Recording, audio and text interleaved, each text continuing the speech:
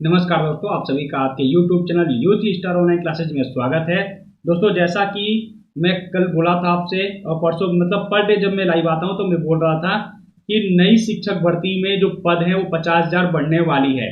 ठीक वैसा ही हुआ है। नोटिस जारी कर दी गई है। जो ट्वीट आया था बीपीएससी के चेयरमैन का वो भी मैंने वीडियो बना के आपको बता दिया था। ठीक है, तो फाइनली सीट को ऐड कर दिया गया है। नोटिस जारी हो चुकी है।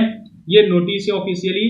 ठीक है, तो इसको मैं पढ़ के बताता हूँ, फिर कितनी सीटें बढ़ी हैं उस पर भी चर्चा करेंगे। की भर्ती आई है यूपीएससी ट्री 2.0, उसमें जो आपके बिहार के अंतर्गत विद्यालय अध्यापक के कुल पद है जो वो है 69,706 और एक पद और है जो आपका वर्ग एवं अति पिछड़ा वर्ग कल्याण विभाग के अंतर्गत जो कुल पद है वो 916। तो 69,706 और 916 पदों के अलावा जो फेज 1 की 50,000 से अधिक यानी 50,263 सीट बची हुई थी जिन पर की फेज 1 का रिजल्ट जारी नहीं किया गया था, उन सभी सीटों को ऐड कर दिया गया है आपके फेज 2 में। यानी जो सीट आपकी थी 69,706 प्लस 916, इसमें और प्लस करना होगा 50,263, यानी कि आपकी जो ये भर्ती है अब 1,20,000 से ज्यादा हो चुकी है। ठीक है, 1,20,000 ज्यादा पद आपके फेज 2 में हो चुके हैं और इसमें अब पीआरटी की वैकेंसी भी ऐड हो गई है। तो अब आपकी जो वैकेंसी है वो चारों पोस्ट के लिए है, पीआरटी, टीजीटी, पीजीटी और जूनियर 1 to 5, 6 to 8, 9, 10 और 11, 12। ठीक है, तो 50,263 पदों को ऐड किया गया है। ठीक है, इसके अलावा 1,401 पद भी ऐड किया गया है। टोटल बात करें तो 50, 51, ठीक है, लगभग 52,500 के आसपास पदों को टोटल ऐड किया गया है इस भर्ती में। ठीक है, अब बात करते हैं कि किस पोस्ट में कितना ऐड हुआ है, कितनी सीटें बढ़ी हैं। सबसे पहले बात करेंगे पीआरटी की। ठीक है, एक सेकेंड सुन लीजिए। ठीक है, तो फर्स्ट फेज में जो पीआरटी की सीट बची हुई थी जिसमें रिजल्ट जारी नहीं हुआ था वो था 7,524। जो डाटा उस समय जारी किया गया था जिसपे रिजल्ट नहीं जारी हुई थी, ठीक है, रिजल्ट जारी होने के बाद जो सीट बची हुई थी उसके हिसाब से पीआरटी की 7,524, टीजीटी का 6,712 और पीजीटी का 33,901 पद ये बचे हुए थे फर्स्ट फेज के, जिसको कि ऐड कर दिया गया है सेकेंड फेज में। ठीक है, और ऐड करने के बाद जो आपकी वैकेंसी हो गई है, अब एक सेकेंड, ठीक है, जो आपकी वैकेंसी हो गई है वो अब 1,20,000 के आसपास हो गई है। लेकिन इसमें एक प्रॉब्लम है।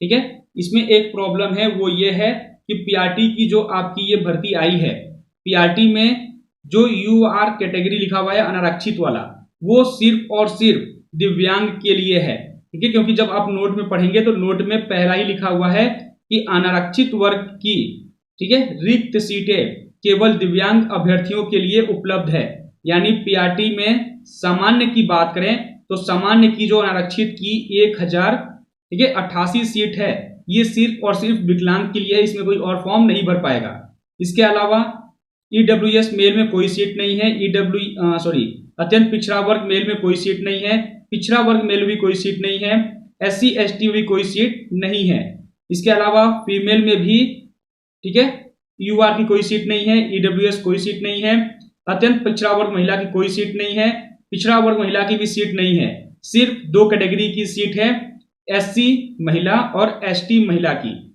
SC महिला की जो सीट है वो है 3142 और ST महिला की सीट है 183। ठीक है, इसके अलावा जो सीटें हैं वो फिजिकल हैंडीकैप यानी दिव्यांग के लिए है। उर्दू में जो अनारक्षित के 426 पद हैं, ये 426 पद सिर्फ और सिर्फ विकलांग के लिए हैं। वैसे ही बंगला के 05 जो सीट है अनारक्षित में वो विकलांग के लिए है। यानी अनारक्षित की टोटल 1519 जो सीट है वो सिर्फ विकलांग के लिए, उसमें कोई और अप्लाई नहीं कर पाएगा। ठीक है, इस प्रकार पीआरटी में बात करें ईडब्ल्यूएस की कोई सीट नहीं है, यानी पीआरटी में ईडब्ल्यूएस और जनरल कैटेगरी के कोई भी कैंडिडेट फॉर्म नहीं भर पाएंगे। ठीक है, अत्यंत पिछड़ा वर्ग की बात करें तो अत्यंत पिछड़ा वर्ग में सिर्फ और सिर्फ बंगला में 12 सीट है। ठीक है, तो अत्यंत पिछड़ा वर्ग में सिर्फ पीआरटी में बंगला में 12 सीट के लिए अप्लाई कर सकते हैं। पिछड़ा वर्ग की बात करें तो पिछड़ा वर्ग में जनरल सब्जेक्ट के लिए कोई सीट नहीं है। उर्दू के लिए 192 और बंगला के लिए 9। इस प्रकार टोटल पिछड़ा वर्ग में 201 सीट है। वहीं बात करें एससी की, तो एससी मेल में, ठीक है, सामान्य सब्जेक्ट की कोई सीट नहीं है।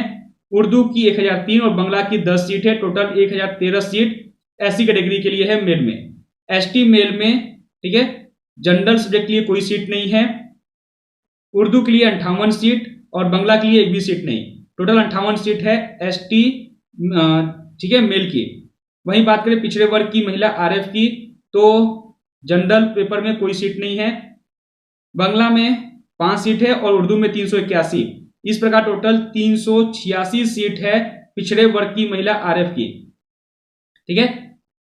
अनारक्षित महिला की बात करें तो अनारक्षित महिला की पीआरटी में एक भी सीट नहीं है। आर्थिक रूप से कमजोर वर्ग महिला की एक भी सीट नहीं है। अत्यंत पिछड़ा वर्ग महिला की जनरल सब्जेक्ट में सीट नहीं है। उर्दू में 997 और बंगला में 15 सीट। टोटल 1012 सीट है। पिछड़ा वर्ग महिला की बात करें तो पिछड़ा वर्ग महिला में जनरल सब्जेक्ट की सीट नहीं है, ठीक है। उर्दू में 769 और बंगला में 12। टोटल 781 सीट पिछड़ा वर्ग महिला की है पीआरटी में। एससी महिला की बात करें तो एससी महिला में जनरल सब्जेक्ट की 3142, ठीक है। उर्दू की 1025 और बंगला की 13। टोटल 4180 सीट एससी महिला की है। एसटी महिला की बात करें तो जनरल सब्जेक्ट में 183, ठीक है।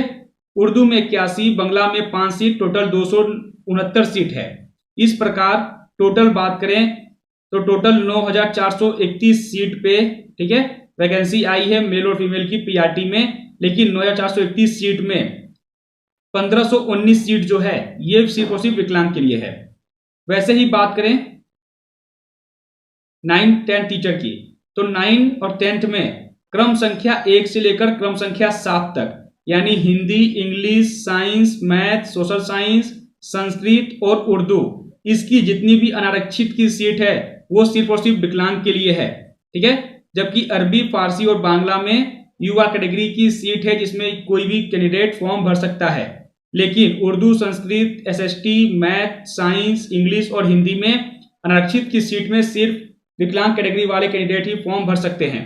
इसके अलावा ईडब्ल्यूएस की सीट्स हैं, अत्यंत पिछड़ा वर्ग की भी सीट है, पिछड़ा वर्ग एससी, एसटी और फीमेल की भी सीट इसमें दी गई है, ठीक है। तो उसमें कैटेगरी वाले फॉर्म भर सकते हैं जिस कैटेगरी से आप हैं। वैसे ही बात करें पीजीटी की, तो पीजीटी में टोटल जो 30 सब्जेक्ट हैं, इस 30 सब्जेक्ट में जो 8 सब्जेक्ट हैं, 8 सब्जेक्ट में जो जनरल की सीट है वो सिर्फ और सिर्फ विकलांग के लिए है।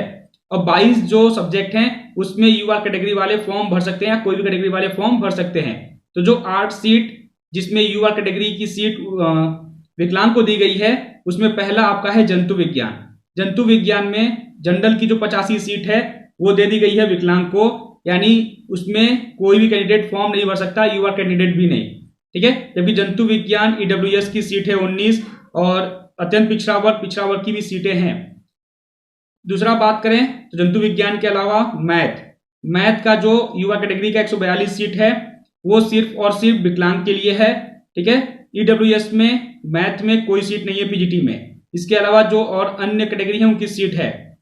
इसके बाद बात करें तो छठा नंबर यानी अर्थशास्त्र में जो यूआर की 29 सीट है वो सिर्फ विकलांग के लिए है। इसके अलावा ईडब्ल्यूएस, ओबीसी, एससी, एसटी की सीट्स हैं वो अप्लाई कर सकते हैं, ठीक है। छठवें नंबर के बाद बात करें 8वां नंबर यानी इतिहास की, तो इतिहास का जो 187 पद है वो सिर्फ विकलांग के लिए है, ठीक है, युवा कैटेगरी वाला। उसके बाद ईडब्ल्यूएस, एससी, एसटी, ओबीसी की जो सीट है वो अप्लाई कर सकते हैं कैटेगरी वाले। इसके अलावा बात करें तो 15 सीरियल नंबर यानी अकाउंटेंसी की 19 सीट जो है, ठीक है, यूआर की, वो विकलांग के लिए है। अकाउंटेंसी में बाकी जो आपका ईडब्ल्यूएस है, अत्यंत पिछड़ा वर्ग की कोई सीट नहीं है। एससी, एसटी की सीट है तो वो अप्लाई कर सकते हैं अकाउंटेंसी में। इसके बाद बात करें बीएस की यानी बिजनेस स्टडीज की, तो बिजनेस स्टडीज में जो जनरल की 34 सीट है वो सिर्फ विकलांग के लिए है। ईडब्ल्यूएस, पिछड़ा वर्ग, अत्यंत पिछड़ा वर्ग की कोई सीट नहीं है, एससी, एसटी की सीट है वो अप्लाई कर सकते हैं, ठीक है। उसके बाद बात करें कंप्यूटर विज्ञान यानी सीएस में, तो सीएस में जो 250 सीट युवा कैटेगरी की है उसमें सिर्फ और सिर्फ विकलांग वाले अप्लाई कर सकते हैं, कोई और नहीं कर सकता। ईडब्ल्यूएस, पिछड़ा वर्ग, अत्यंत पिछड़ा वर्ग की कोई सीट नहीं है, एससी, एसटी की सीट है।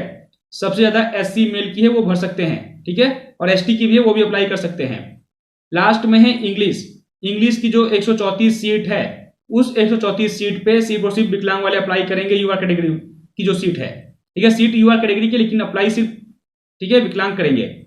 इसके बाद ईडब्ल्यूएस की इंग्लिश में कोई सीट नहीं है। बाकी पिछड़ा वर्ग, अत्यंत पिछड़ा वर्ग, SC ST की सीट है, तो वो अपना कैटेगरी में अप्लाई कर सकते हैं, ठीक है। इसके अलावा बात करें तो वनस्पति विज्ञान, रसायन शास्त्र, भौतिक शास्त्र, ठीक है, इसके अलावा भूगोल, भूगोल के बाद गृह विज्ञान, ठीक है, संगीत, दर्शन शास्त्र, राजनीति शास्त्र, मनोविज्ञान, समाज शास्त्र, ठीक है, इंटरप्रेन्योरशिप, अरबी, बंगला, भोजपुरी, हिंदी, मगही, मैथिली, पाली, फारसी, प्राकृत, संस्कृत, उर्दू, इनमें जो युवा कैटेगरी की सीट है उसमें कोई भी अप्लाई कर सकता है। ईडब्ल्यूएस की भी सीट है, ठीक है, अत्यंत पिछड़ा वर्ग, SC ST सबकी सीट्स है, तो इसमें सब कोई अप्लाई कर सकता है, ठीक है। तो इस प्रकार पीजीटी में टोटल 8 सब्जेक्ट्स, जिसके यूआर कैटेगरी की जो सीट है वो सिर्फ और सिर्फ विकलांग के लिए है। टीजीटी में टोटल 7 सब्जेक्ट, ठीक है, जो सीरियल नंबर से 1 से लेकर 7 तक है, वो सिर्फ और सिर्फ, ठीक है, विकलांग के लिए है यूआर कैटेगरी वाली सीट। और पीआरटी में सामान्य, उर्दू और बांग्ला, इन तीनों की युवा कैटेगरी की सीट विकलांग के लिए है। बाकी जो इनके अलावा सीट है यूआर की, उसमें कोई भी अप्लाई कर सकता है, ठीक है, वो सबके लिए फ्री है। बस में मतलब कोई भी उसमें अप्लाई कर सकता है। इन जो सब्जेक्ट बताए हैं इनके अलावा जो भी सीट बच रही है युवा कैटेगरी की, उसमें कोई भी अप्लाई कर सकता है, युवा कैटेगरी वाले भी अप्लाई कर सकते हैं। बात समझ में आई?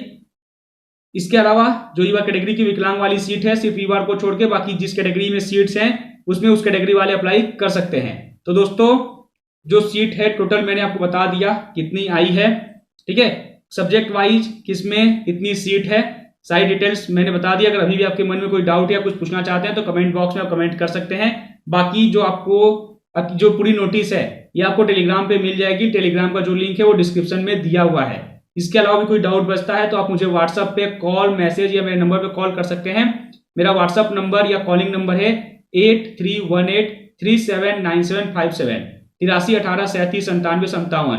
तो दोस्तों आज की वीडियो में बस इतना ही। वीडियो पसंद आई होगी तो वीडियो को लाइक, चैनल को सब्सक्राइब जरूर कर लीजिएगा, ठीक है। एक बात और बची हुई है, एग्जाम डेट। तो एग्जाम डेट जो है वो वही रहेगी जो पहले जारी की गई थी, 7, 8, 9, 10। एग्जाम डेट चेंज नहीं होगा, एग्जाम अपने समय पर ही होगा, ठीक है।